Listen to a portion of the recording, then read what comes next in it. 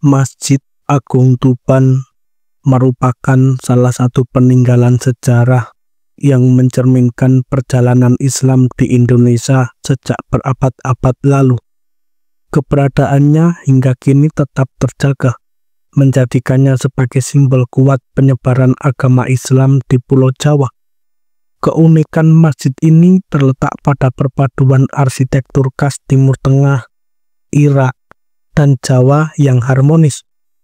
Gaya bangunannya yang megah dengan sentuhan budaya lokal menciptakan identitas unik bagi Masjid Agung Tuban.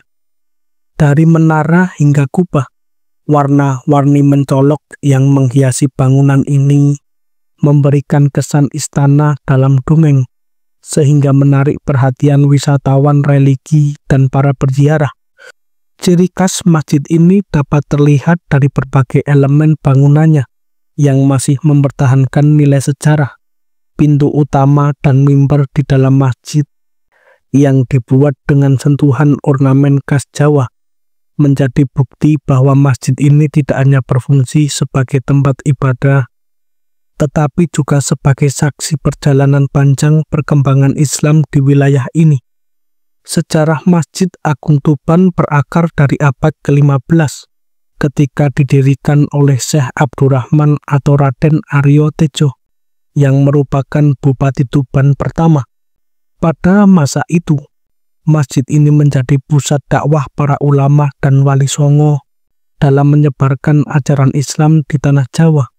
Keberadaannya berdampingan dengan makam Sunan Bonang, semakin mengukuhkan perannya sebagai destinasi utama bagi para penziarah.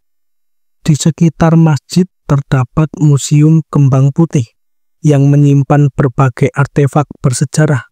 Museum ini menjadi tempat yang menyimpan peninggalan Islam di masa lampau seperti kitab Al-Quran kuno, keramik Cina, hingga pusaka berharga. Koleksi tersebut memberikan wawasan lebih dalam mengenai perjalanan Islam di Nusantara dan peran penting Tuban dalam proses penyebarannya.